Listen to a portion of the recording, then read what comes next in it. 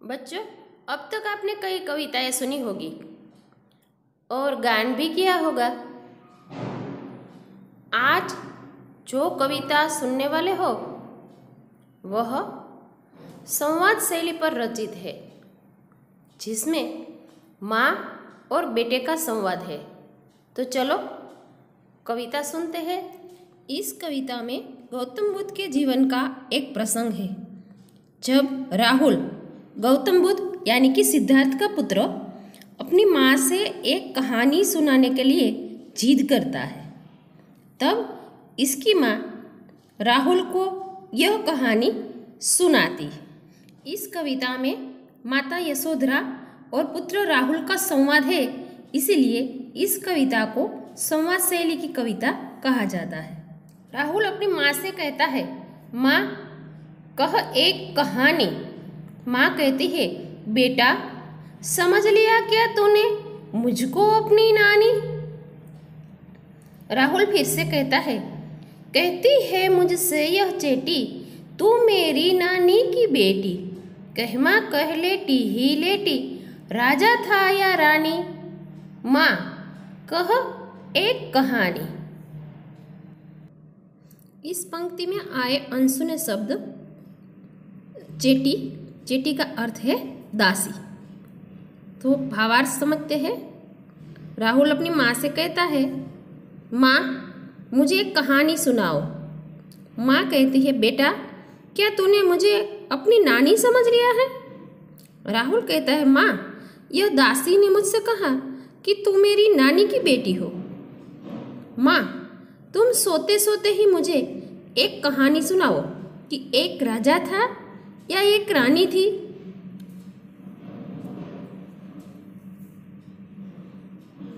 अगली पंक्ति देखते हैं। माँ यशोधरा कहती है, तू है हठी मानधन मेरे, सुन उपवन में बड़े सवेरे। तात भ्रमण करते थे तेरे, जहां सुरभि मन मानी। जहां सुरभि मन मानी, हाँ माँ यही कहानी। तो सबसे पहले हम अनसुने शब्द देख लेते हैं। सबसे पहला शब्द है हठी। हठी यानी कि जिद्दी। मानधन, तो पुत्र के लिए माँ का जो संबोधन है वो। उपवन यानी बाग या तो बगीचा। भ्रमण यानी घूमना। तात यानी पिताजी। सुरभि यानी सुगंध या तो खुशबू। मनमानी यानी मनपसंद। अब हम पंक्तियों का अर्थ समझते हैं। माँ यशोधरा कहती है, तू बहुत जिद्दी है तो सुन। एक दिन सुबह तेरे पिताजी बगीचे में घूम रहे थे। बगीचे में मनपसंद खुशबू फैली हुई थी। राहुल कहता है, वहाँ मनपसंद खुशबू फैली हुई थी। हाँ माँ, अब तुम मुझे यही कहानी सुनाओ। माँ आगे कहानी बताती है, वर्ण वर्ण के फूल खिले थे, झलमल कर हिमबिंदु जिले थे, हल्के झोंके हिले मिले थे, लहराता था पानी। लहराता था पानी, हाँ हाँ यही कहानी। सबसे पहले हम अनसुने शब्द देख लेते हैं। वर्ण वर्ण के यानी कि तरह तरह के, भिन्न भिन्न प्रकार के, जैसे कि रंग बिरंगी फूल होते हैं ना बगिया में। फिर है हिमबिंदु। हिमबिंदु यानी ओस, એટલે કે ગુજરાતીમાં કહીએ તો ઝાકળ। आगे पंक्ति का भावार्थ समझते हैं हम। माता यशोधरा कहती है, बगीचे में तरह तरह के रंगों वाले फूल खिले हुए थे। फूलों पर ओस की बूंदें पड़ी थी। पवन के झोंकों से फूल हिलते थे, तब उस पर पड़ी ओस बिंदु लहराते थे। राहुल कहता है, फूलों पर पानी लहराता था। हाँ हाँ माँ, मुझे यही कहानी सुनाओ। माँ कहानी को आगे बढ़ाते कहती है, गाते थे खग कलकल स्वर में, सहसा एक हंस ऊपर से गिरा, विदग्ध होकर खग सर से, हुई पक्ष की हानि। राहुल कहता है, हुई पक्ष की हानि, करुणा भरी कहानी। चलो आगे हम शब्द के अर्थ जान लेते हैं। तो पहला शब्द है खग।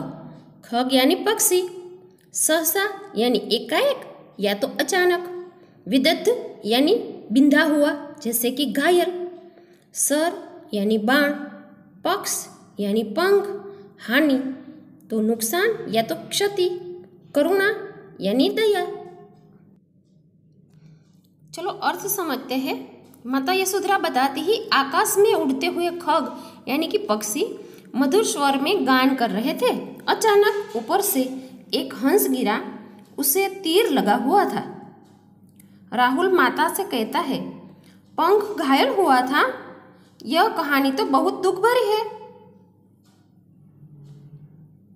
आगे माँ बताती है, चौंक उन्होंने उसे उठाया, नया जन्म सा उसने पाया, इतने में आ खेटक आया, लक्ष्य सिद्धि का मानी। राहुल कहता है, लक्ष्य सिद्धि का मानी, कोमल कठिन कहानी। अब हम शब्दार्थ समझते हैं। चौंक यानी चकित होकर या तो चौंक कर, आखेटक यानी शिकारी, लक्ष्य यानी निशाना और मानी यानी कि अभिमानी। तो चलो अब हम पंक्तियों का भावार्थ समझते हैं। माँ कहती है, तेरे पिताजी ने चौंक कर हंस को उठा लिया, जिससे पंखी को जान बचाने का एहसास हुआ। उसी समय दौड़ता हुआ शिकारी वहां आया। वह अपना निशान सही लगने पर खुश था। राहुल कहता है, सही निशान लगाने वाला अभिमानी। यह कहानी तो कोमल होते हुए भी कठिन है। माता कहानी को आगे बढ़ाते हुए कहती है, मांगा उसने आहत पक्षी, तेरे तात किंतु थे रक्षी, तब उसने जो था खग भक्षी, हट करने की ठानी। राहुल कहता है, हट करने की ठानी, अब बढ़ चली कहानी। तो चलो सबसे पहले हम शब्दों के अर्थ जान लेते हैं। आहत यानी कि घायल, रक्षी यानी कि रक्षक जो रक्षण करने वाला होता है वो, खगभक्षी यानी पक्षियों का मांस खाने वाला। चलो आगे पंक्तियों का अर्थ समझते हैं हम। माँ कहते हैं, शिकारी ने आकर घायल पक्षी मांगा, लेकिन तेरे पिताजी तो उसके रक्षक थे। फिर भी पक्षियों का मांस खाने वाला वह शिकारी पक्षी लेने की हट पर बैठ गया। राहुल कहता है, शिकारी ने हट पकड़ी, अब तो कहानी सुननी ही पड़ेगी।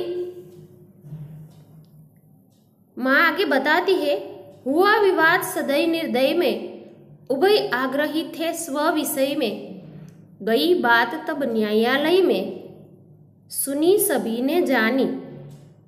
राहुल कहता है, सुनी सभी ने जानी, व्यापक हुई कहानी। तो सबसे पहले हम अनसुने शब्द समझ लेते हैं। पहला शब्द है विवाद। विवाद यानी बहस। उसके बाद वाला है सदय। सदय यानी दयालु। निर्दय।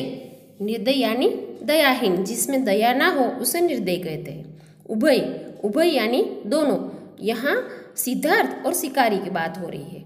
स्व विषय यानी अपनी बात। व्यापक यानी चारों ओर या तो सभी जगह। माँ समझा रही है, इस प्रकार दया भाव वाले और निर्दय के बीच यानी कि सिद्धार्थ और शिकारी के बीच बहस होने लगी। दोनों अपनी अपनी बात पर अड़ गए। तब यह पूरी बात न्यायालय में पहुंची, जहां सभी ने उसे सुना और जाना। राहुल कहता है, क्या सभी ने सुनी और जानी? अब तो यह बात सभी जगह फैल गई। माँ आगे की कहानी बताती है, राहुल तो निर्णय कर इसका, न्याय पक्ष लेता है किसका? कह दे निर्भय जय हो किसका, सुन लो तेरी बानी। राहुल कहता है, माँ मेरी क्या बानी, मैं तो सुन रहा कहानी। तो सबसे पहले हम अनसुने शब्द देख लेते हैं। निर्णय यानी फैसला, निर्भय यानी निडर, बिना डरे, जय यानी कि विजय, गुजराती में कहिए तो जीत, बानी यानी कि वाणी। चलो अब हम पंक्तियों का भावार्थ समझते हैं। माँ कह रही है, राहुल अब तू ही निर्णय कर और बता कि न्याय किसका पक्ष लेता है। तू निर्भय होकर बता दे कि इसमें किसकी विजयी है। मैं तेरी राय सुनना चाहती हूँ। राहुल कहता है, माँ मैं क्या राय सुनाऊं, मैं तो कहानी सुन रहा हूँ। माँ कहती है, कोई निरपराध को मारे तो क्यों न अन्य उसे उबारे, रक्षक पर भक्षक को वारे, न्याय दया का दानी। न्याय दया का दानी, तूने सुनी कहानी। सबसे पहले हम शब्दों के अर्थ देख लेते हैं। निरपराध यानी कि निर्दोष या तो बेगुनाह, उबारना यानी कि बचाना या तो रक्षा करना, भक्षक यानी खाने वाला, और दानी यानी दान देने वाला। तो चलो अब हम भावार्थ समझते हैं। अगर कोई निर्दोष को मारता है तो दूसरा कोई उसे क्यों न बचाए। न्याय हमेशा दया के पक्ष में ही होता है, जो मारने वाले के पक्ष में न होकर बचाने वाले के पक्ष में होता है। राहुल कहता है, क्या दया न्याय का दान देती है। माता बताती है, राहुल तूने सचमुच कहानी समझ ली।